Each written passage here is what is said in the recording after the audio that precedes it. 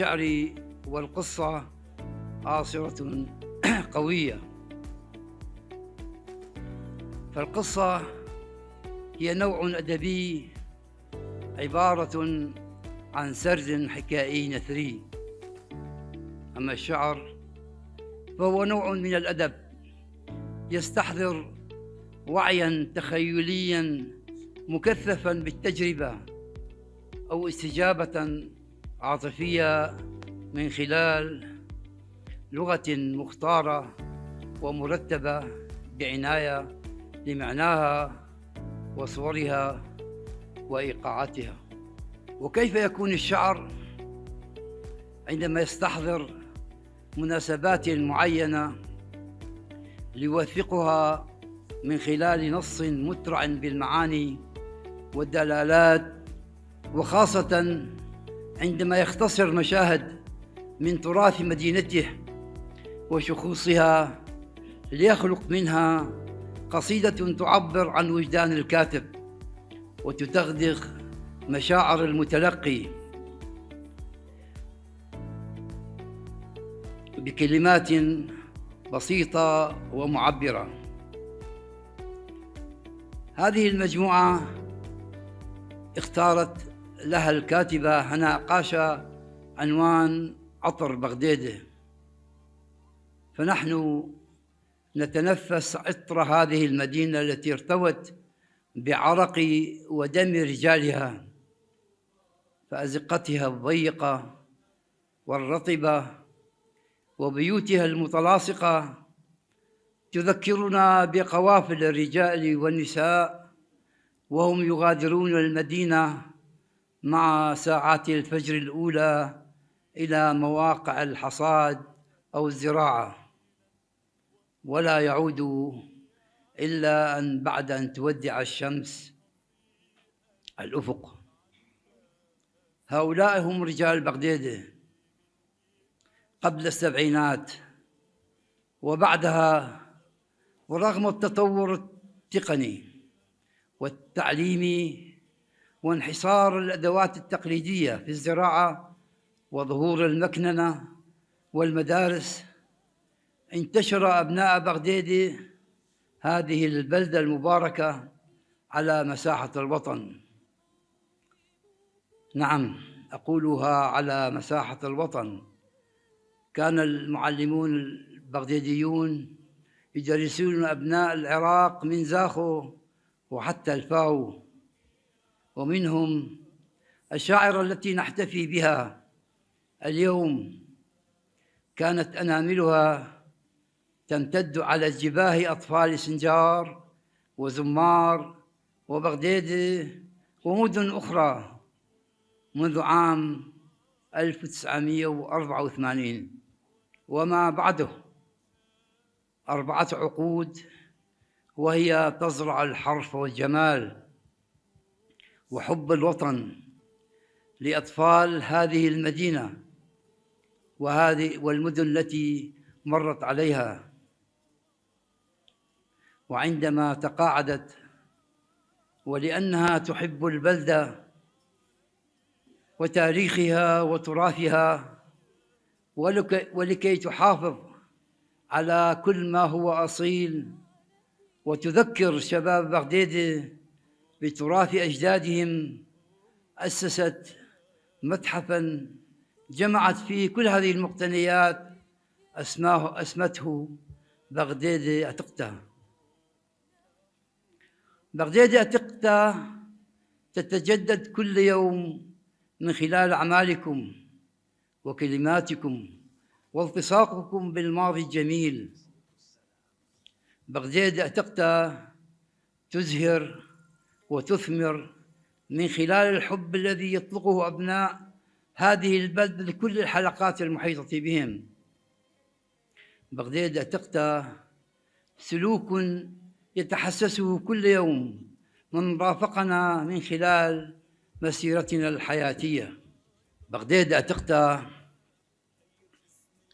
شعور بالانتماء يتجدد كل يوم، ولكي نعيش عطر بغديدة من خلال كلمات هذا هو الخورسخوبيوس قاشا النائب الأسقفي لأبرشية بغداد الذي كتب مقدمة هذه المجموعة، يتفضل بإلقاء هذه المقدمة التي كتبها الأب بيوس قاشا الدكتور فاضل قاشا.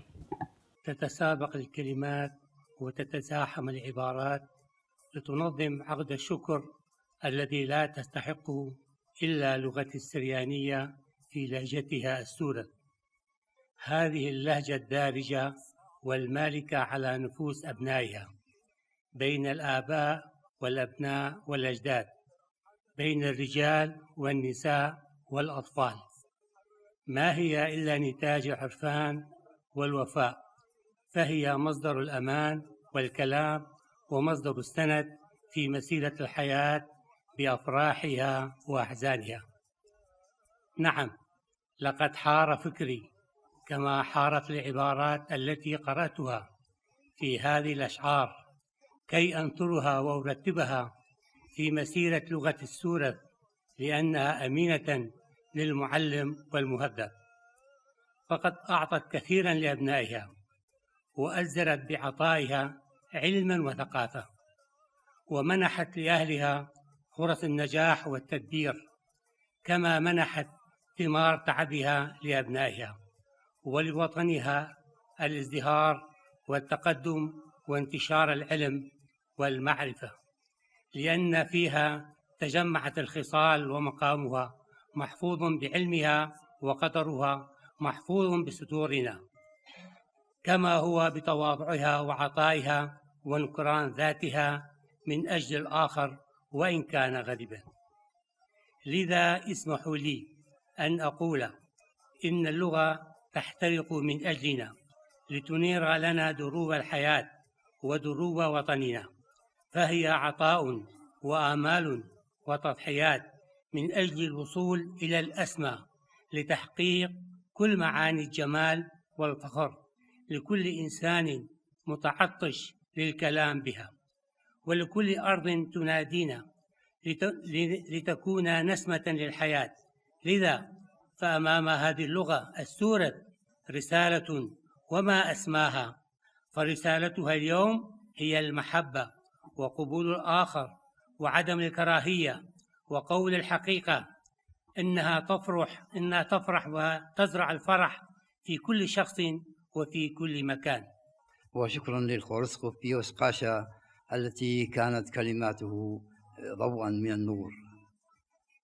هذه المجموعة أقصد عطر بغدادة صدرت من قبل اتحاد الأدباء والكتاب السريان وبإشراف الأستاذ أكد مراد رئيس الاتحاد. المنصة الآن للأستاذ أكد مراد رئيس اتحاد الأدباء والكتاب السريان، فليتفضل. من عدانا يرختا وأنا متبوعي بالخانة رابيثة هناء قاشا، وبقراية وبشماية مش حاثت إلى بكثاو تقيلو خسامة روحاناية من كيانة ليلم مطروس من ديانة، يعني لم تصنع بل هي جزء من مكونها. فأذ مندي قد قمرأ شنقو برصوبت رابيثة هناء يدئلتت أننقيثة لها ويلان خكليثة جيبة خسمختة جيبة وكليثا اديو يوما إيوا منبقتت خكثاوة إصدار كتاب اد مشحاثة دد رابيثة، وأين أي شمت كم يوالي طالت أذكثاوة عطرت بغدادة أي إيوا روحت أذ عطرة كم مغزيالي وكم يوالي جو كل أن مشحاثت كم قارخلو وكم يدخلو إن بأرخ ديدة هدو زدوس يان بأرخة كثوتو كم ممطيلو طالي رحمي أني تبلخي مني جو حيادة من بغدادة كبير بصيخيون بأث بالخانة الترابيثة هناء قاشة صوري هويا منتينثة هويا بجلا قامة وبالخختت هويا خهدمت منها قاوت حيادة قواناية عراق بسبب مستحقي لهذه شوبة أخني أثشو لكم أخرخلة بسبابة أنقدش دريلو جو بنيثة جو منطقة بسبب أحداث اللي حصلت في المنطقة.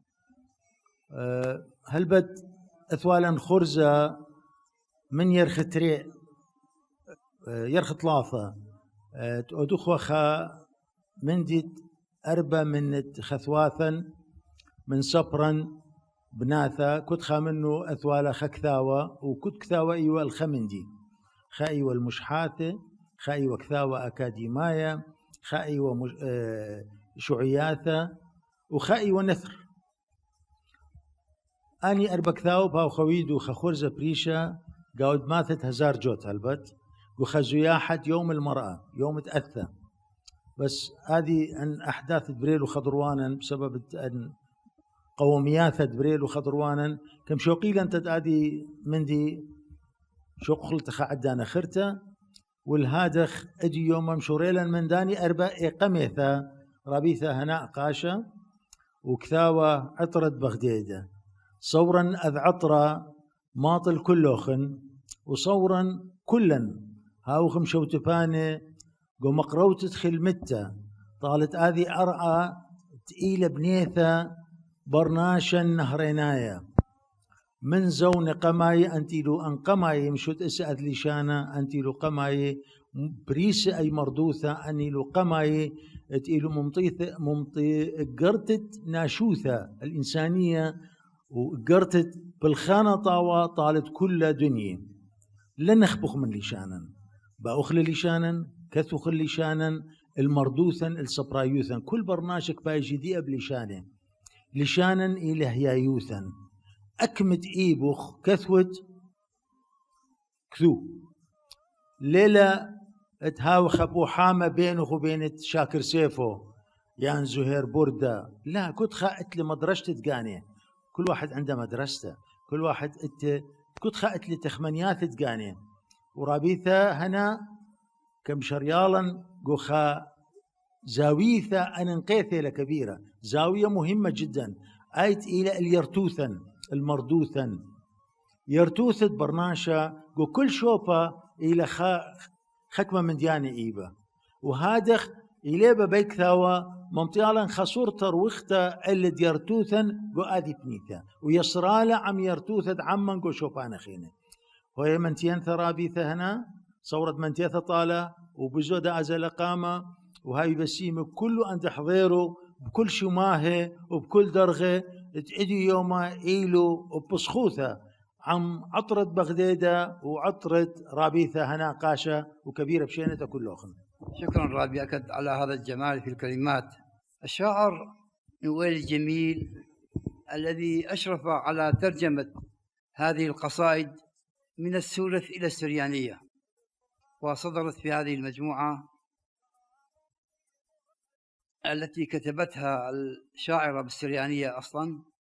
له ورقة نقدية عنوانها استلهام الموروث الشعبي ومدلولاته في قصائد عطر بغدادة لشاعرة السورث هنا قاشة. يتفضل الشاعر نويل جميل ليشاركنا المنصة. استعراض مجموعة عطر بغدادة شاعرة سورث هنا قاشة وقراءة نقدية عن هذه مجموعة عطر بغدادة بلغة السورث للشاعرة هنا قاشة من إصدارات اتحاد الأدباء والكتاب السريان لعام 2026. تتضمن المجموعة الإهداء ثم مقدمة بقلم الأب المونسنيور بيوس قاشة شقيق الشاعرة، مقدمة بالسريانية استلهام الموروث الشعبي ومدلولاته في قصائد عطر بغدادة لشاعرة السورث هناء قاشة، مقدمة بالسريانية بعنوان هناء قاشة والتراث الأصيل، كتب المقدمة الأديب أكد مراد رئيس الاتحاد. محتويات المجموعة 17 قصيدة باللغة السورث الخديدية طبعت بالسريانية بالخط الشرقي، ليست مترجمة إلى السريانية وإنما مكتوبة بالخط السرياني. القصائد بالسورث مكتوبة بالخط السرياني القرشوني. توجد مجموعة كاملة للشاعرة ستصدر لاحقا. القصائد هي أرخد بغديدة، أرخى ضيف بغديدة، أرخى ضيف بغديدة، تصور فيها اعتزاز وكرم أهل بغديدة وتقديرهم للضيوف القادمين إليها. أكيتو بريخا. أكيتو رأس السنة البابلية الآشورية تمثل الموروث التاريخي لبلاد ما بين النهرين. انشد مثواثة نساء القرى تتحدث فيها عن المرأة الأم والعاملة والفلاحة الماهرة والمربية في خدمة الأسرة. أوقان رابا ترسم فيها لوحة تراجيدية للحزن الكبير لحادثة احتراق قاعات العرس. وشعن بروما تظاهرة روحية يشارك فيها أهل بغداد وتطواف كبير يعكس التراث النهريني الأصيل والمواكب الدينية. بالدأرخ أديرا سنعود وعدنا، معاناة التهجير والأمل الكبير في العودة، ثم العودة والإصرار والثبات على هذه الأرض. خب نيسن يمثل الخصب والنماء ومواسم الحصاد في أرض ما بين النهرين، تناص لكلمة أكيتو لكنها كتب بمناسبات أخرى. خلولة خثواثة عرس الأخوات، تتحدث فيه عن منتدى بغداد للنساء، فيه تصور اللقاء الأسبوعي الكبير لنساء بغداد. رخموثة قميثة، بانوراما للتقليد والتراث الخديدي في علاقات الحب والزواج، الحب في الماضي. عطرة بغداد تتغزل ببلدتها وتفتخر بكنائسها وتتحسر على الماضي من فقدان الأحبة بسبب الهجرة والتشتت. رغم المعاناة تبعث بغداد بعطرها كل زمان وفي كل مكان. بابا مكيخة الأب المتواضع، قصيدة لزيارة البابا إلى بغداد. كانت هذه القصيدة الحافلة بكلمات الإطراء والمحبة. لشان السورياية تتغنى فيها باللغة السريانية، لغة الطقوس ولغة الآباء والأجداد. خلولة مريرة تعود مرة ثانية لترسم صورة حزينة أخرى لكارثة العرس. مثواثة خثواثة تشير إلى البلدات والقرى الكلدانية السريانية الآشورية في تشكيلة واحدة. ملبانا ثيلة اعتزاز بالمعلمين الذين يقودون نشاطات المرأة. يلبخ لشانا تعود لتؤكد حبها للغة. مولادة بريخة قصيدة عن الميلاد وطقوسه. ثم تستعرض سيرتها الذاتية لتختم بالفهرست وصورة الغلاف الأخيرة. هذه محتويات هذه المجموعة. دراسة فنية في مجموعة عطر بغداد للشاعر كريم إينا. تفضل. بين الترنيمة والقصيدة دراسة فنية في مجموعة عطر بغداد. صدر حديثا مجموعة شعرية باللغة السريانية للشاعرة هناء قاشا بعنوان عطر بغداد من إصدارات اتحاد الأدباء والكتاب السريان. تصميم الغلاف آرام آزاد، طبعت لمجموعة في مطبعة الدباغ الطبعة الأولى 2026. الكتاب من الحجم المتوسط، حمل إهداء لبغداد مع مقدمة كتبها سيادة المونسنيور الجليل بيوس قاشا. إعداد المجموعة المقدمة من قبل الشاعر السرياني نويل جميل. عدد صفحات الكتاب 76 صفحة، ضمت على 18 قصيدة. تبدأ القصيدة الأولى صفحة 12 بعنوان أرخى بغداد، حيث تقول: بسخوثة مليلة لبواثا رفث حيلة، فرحة ملأت قلوبنا كثيرا. النص يحمل طابعا كنسيا سريانيا واضحا، وفيه صور جميلة مثل فرخة دشلامة طائر السلام، والإشارة إلى حماية الرب للكنيسة والجماعة. من جهة الشعر والسبك اللغوي هناك ترابط ومعنى الانتقال بين الجمل سلس أحيانا، من الولادة الترانيم لحد طائر السلام. بعض العبارات قصيرة جدا وأخرى طويلة ومزدحمة الألفاظ، مثل قال عليا زمرهن وصهلهن، فيها نغمة لطيفة لكن ما بعدها يفقد الإيقاع. أجمل صورة طوبة الفرخة دشلامة لأنها مركزة وواضحة وتحمل رمزا جميلا، بينما بعض الصور تبدو تقريرية من كونها شعرية، مثل مارا ناطر عثا، وهي عبارة دعائية صلاتية جميلة. ممكن أن تصلح هذه القصيدة لتكون نص احتفالي يرتل. أما لما فيه من روح إيمانية واضحة وصور رمزية جميلة، لكنها تحتاج إلى تكثيف لغوي.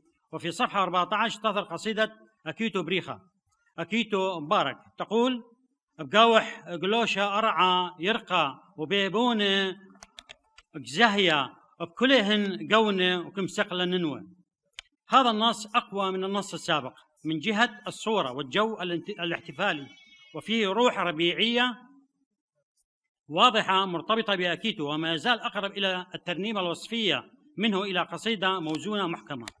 نرى حركة الربيع، الأرض الخضراء، المياه، الجبال، الطيور، السنونو، الصباح، مثل أرعى يرقلة، صورة حية بأجواء أكيتو. هذا التعداد يمنح النص حركة وبهجة. هناك وصف متتابع للمقطع الطبيعي: وطورة عليا نهر جار مايا ملي. الصور هنا مترابطة ومتحركة تعطي مشهدا بصريا واضحا. وفي صفحة 17 قصيدة ناشي إدماثة تقول: ما قد لقصاذة تخط وسعار بلطلي والبدراثة ومبقل بإداثي مكدشلي. هذا النص عاطفي أكثر من النصوص السابقة، وفيه نبرة حنين وأمومة واضحة، لذلك أثره الإنساني أقوى ويبدو أقرب إلى مناجاة أو ترنيمة وجدانية منه إلى قصيدة تقليدية. القصيدة تبدأ مباشرة من مركز العاطفة، وهذا يمنحها حرارة إنسانية، مثل: وخبقايخ جها خرتا واحضنك مرة أخرى. الصورة بسيطة وغير متكلفة. النص ليس وصفا جامدا بل حديث مباشر مع الأم، تذكر، عتاب خفيف، حنين، دعاء، وهذا يجعله قريبا من السامع. هناك فيها روح دينية حنونة، مثل: يا براتي بصلوثة خوري، وكأن الأم حاضرة بالصلاة والنور. وهذه النهاية تحمل السكينة، وهناك تكرار ما قد أكثر من مرة، مما يجعل المعنى لا يتطور كثيرا بعده. بعض المواضع تبدو عامية جدا أو غير مستقرة نحويا، مثل: لك إذن كم نشيت لي. الإحساس مفهوم، لكن الصياغة تحتاج تهذيبا حتى تصبح أكثر شعرية وأقل مباشرة. النص يعتمد غالبا على المشاعر المباشرة والحديث الصريح بدل الصور الشعرية العميقة المبتكرة. مثلا لو استخدم صورة الليل أو البيت القديم أو رائحة الأم لأصبح التأثير الفني أعمق. من أجمل الأسطر تأثيرا وخبقايا جها خرتة، لأنها بسيطة صادقة وتحمل شوقا واضحا دون تكلف. لم يبقى لنا إلا أن نستمع إلى المحتفى بها. الشاعرة هناء قاشة تتحدث عن تجربتها مع عطر بغدادة. كتابي هذا المتواضع البسيط، كان أنا بدايتي طبعا شوية أحكي من أنا بالابتدائية كان يعجبني المحفوظات. كنت ما أطول دقيقتين ثلاثة أحفظ المحفوظات.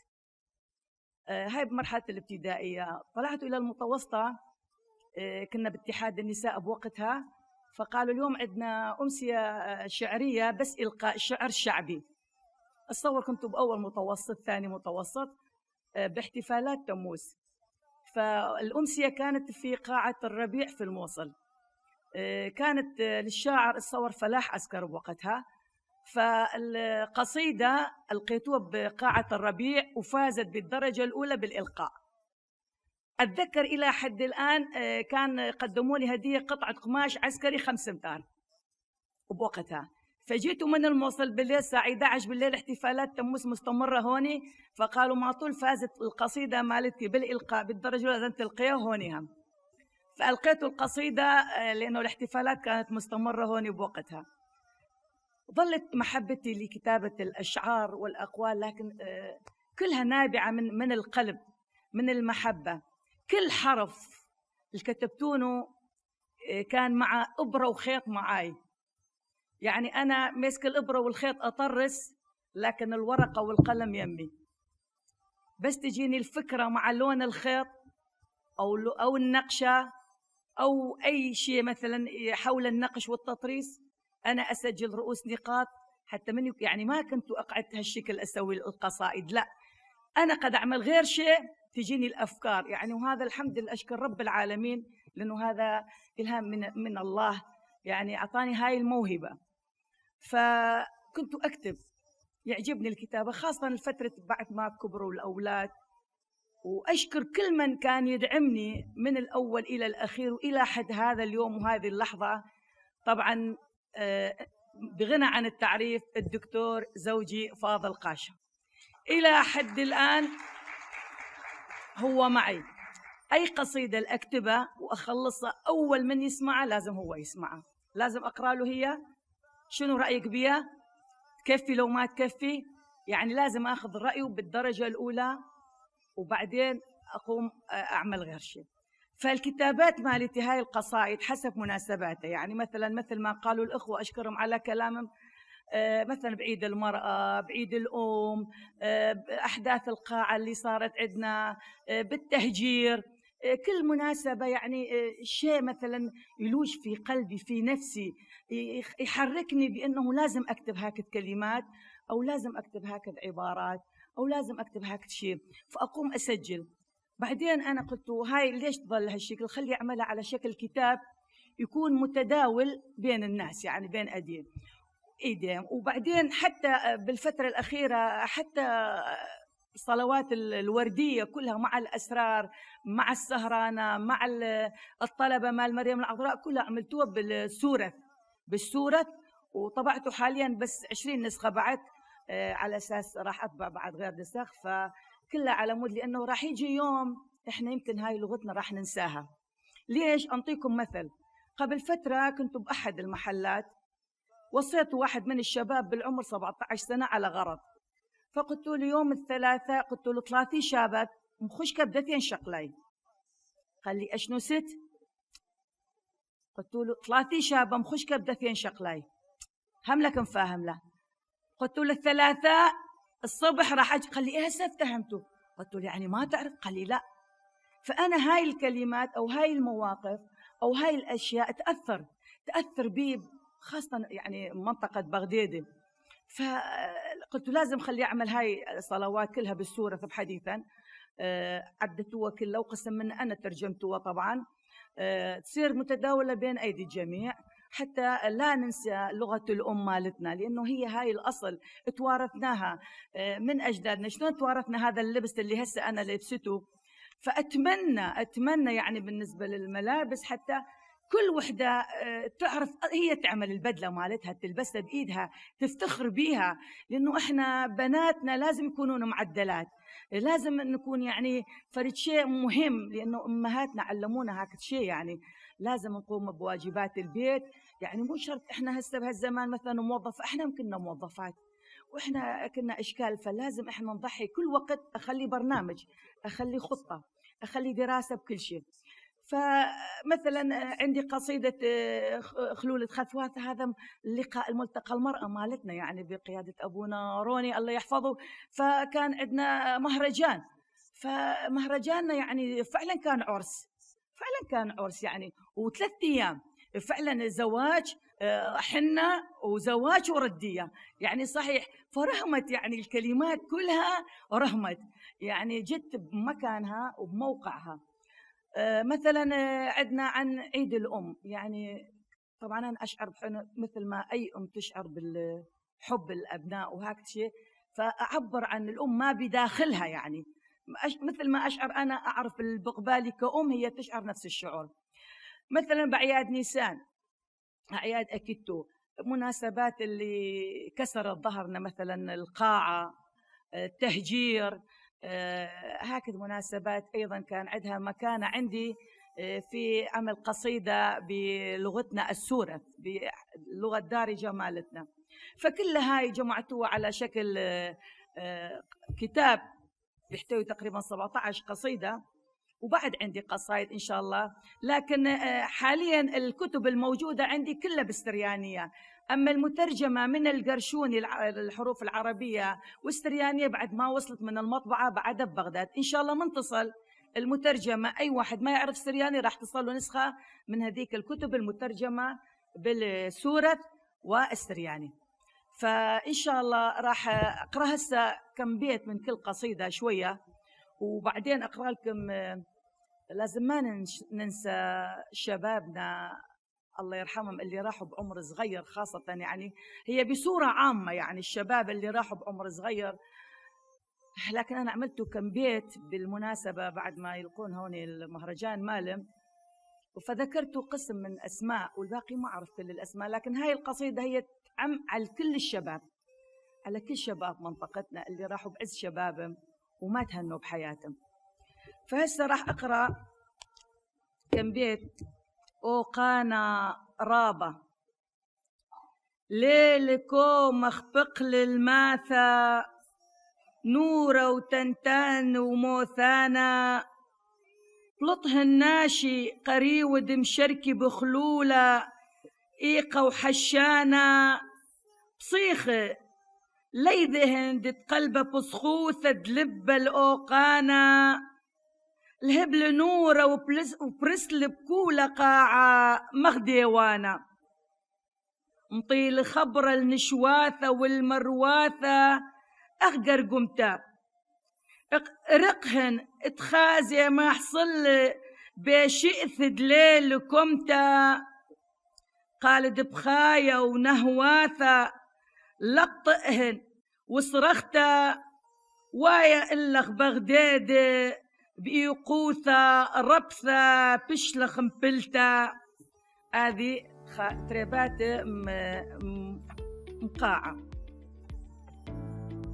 خلولة خثواثة ما اختير اجو انشد آذي ماثا خثواثة مريم مسوق لإيتا ربثة امد إتاثا بصيخة والويش اختير حجاثا اتهن خلولة رابة بآذي ماثا أبو نروني باب دخلولة زورد أبهاثا خلولة شأت رجم برختة مليثة خير وبركاثة. يعني كنموذج هم لقبان أنا هم ضمطولا ليخن وشكريخن الوقتخن وكل يخن تخن التزامات وحيل منخن حتى الوردية مثلا نزلهن فيعني ممريخن لكذا يعني ما معبرا بكلمات تشكريخن. عطرة بغداده